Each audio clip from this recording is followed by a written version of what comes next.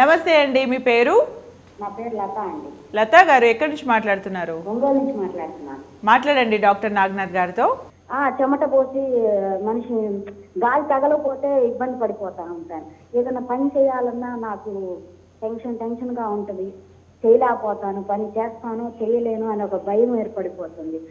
దాంట్లో నుంచి బయటికి రావాలంటే ఏం చేయాలంటే మీరు జీవిత చరిత్రలు చదవమన్నారు మహానుభావులు. తర్వాత బాబుకి ఒకసారి ఫోన్ చేసి కదమ్మా, నేను ఇంకొకటి కూడా చెప్పాను మీకు. మీరు కొత్త మనుషులతో మాట్లాడడము, కొంచెం కొత్త ప్రదేశాలు అంటే ఇంటి బయటికి వెళ్ళడము అలాంటివి కూడా చెప్పాను. కొన్ని గ్రూప్స్ ఉన్న వాళ్ళు ఎక్కడన్నా మనకి ఇట్లా ఎక్కువ గ్రూప్గా ఉండటం, మనకి సూపర్ మార్కెట్లో కానీ కూరగాయల మార్కెట్లో కానీ ఎక్కడైనా ఎక్కువ క్రౌడెడ్ ప్లేసెస్ కూడా వెళ్ళమని చెప్పాను. వెళ్ళారా? వెళ్ళలేదు సార్. అదే సార్, వెళ్ళాలంటే కొంచెం భయం అనిపిస్తుంది నాకు. మీ బాబు ఏం చదువుతున్నాడు? మళ్ళీ నాకు తల తిరుగుతూ ఉంటుంది. బాబు ఏం చదువుతున్నాడమ్మా? ఫీవరింగ్ వస్తుంది. మీ అబ్బాయి ఏం చదువుతున్నాడు? మా అబ్బాయి ఇంజనీరింగ్ సెకండ్ ఇయర్ అండి, పాప ఇంటర్ సెకండ్ ఇయర్. ఉన్నారా ఇద్దరు పక్కన? ఉన్నారండి. ఇవ్వండి ఒకసారి ఫోన్ వాళ్ళకి.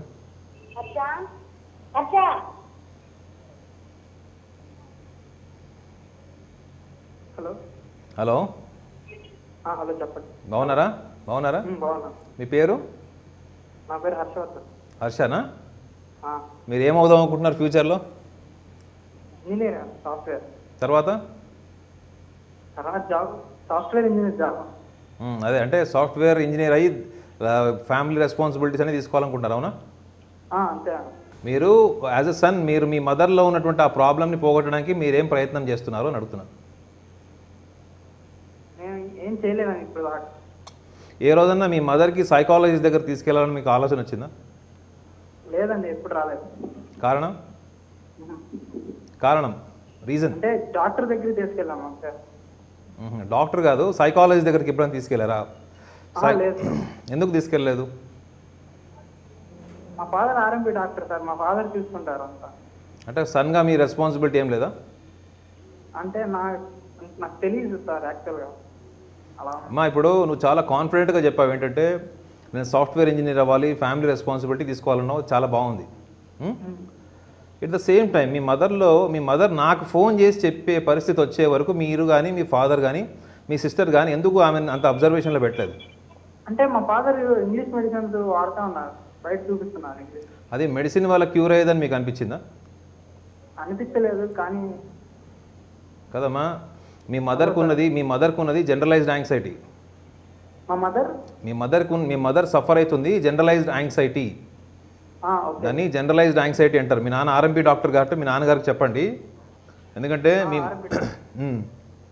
జనరలైజ్డ్ యాంగ్జైటీ అన్న వాళ్ళు జనరల్గా అవతల వాళ్ళు 2-3 ప్రశ్నలు వేస్తే కూడా వాళ్ళకి నర్వస్నెస్ వచ్చేస్తుంది, స్వెట్ వస్తుంటుంది. ఒక్కళ్ళుగా ఎక్కడన్నా బయటికి వెళ్ళాలంటే కూడా ఎవరు ఏం ప్రశ్నిస్తారో, క్రౌడెడ్ ప్లేసెస్కి వెళ్ళాలంటే కూడా ఒక రకమైన భయం. ఇవన్నీ కూడా ఊహలే, అక్కడ ఏమీ జరగదు.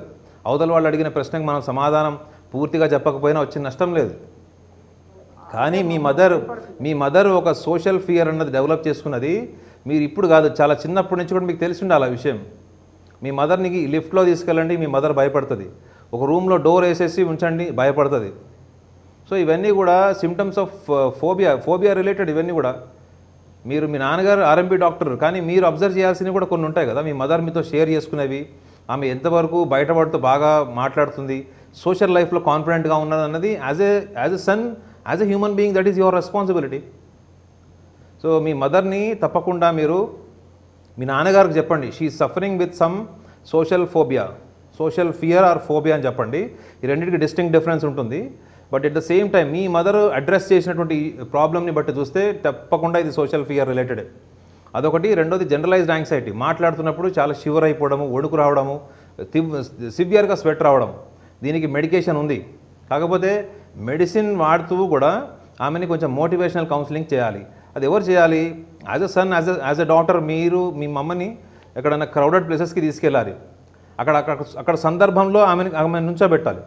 మీ మదర్ ఏమంటున్నారు? నన్ను ఎవరు తీసుకెళ్ళట్లేదు అంటున్నారు. సో దయచేసి మీ మదర్కి మీరే డాక్టర్ అయ్యి, మీరు మీ ఫ్యామిలీ మెంబర్సే డాక్టర్ అయ్యి తీసుకెళ్ళండి, క్రౌడెడ్ ప్లేసెస్కి తీసుకెళ్ళండి. మన దగ్గర మేళా జరుగుతాయి, వినాయక చవితి ఉత్సవాలు జరుగుతాయి, దసరా ఉత్సవాలు జరుగుతాయి, రకరకాల ఉత్సవాలు జరుగుతాయి. ఫస్ట్ మనం ఆ సోషల్ లైఫ్లోకి ఎంటర్ అవ్వాలి అంటేనే మనకి ఇంటి నుంచి ఒక సపోర్ట్ ఉండాలి, పక్కన ఒక మనిషి ఉండాలి.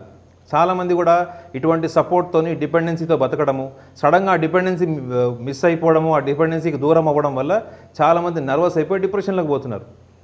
సో మీకు మీ కెరియర్ పట్ల ఎలా అయితే విజన్ ఉందో అలానే మీ మదర్కు ఉన్న పర్సనాలిటీ పట్ల కూడా మీకు ఒక క్లారిటీ ఉండాలి. That's only the where you are educated.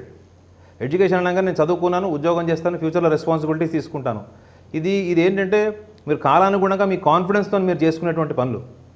కానీ మీరు వాల్యూ బేస్డ్ హ్యూమన్ బీయింగ్లో ఆలోచిస్తే మీరు తప్పకుండా మీ కాంట్రిబ్యూషన్, మీ సిస్టర్ కాంట్రిబ్యూషన్ కూడా మేజర్ ఉంటుంది.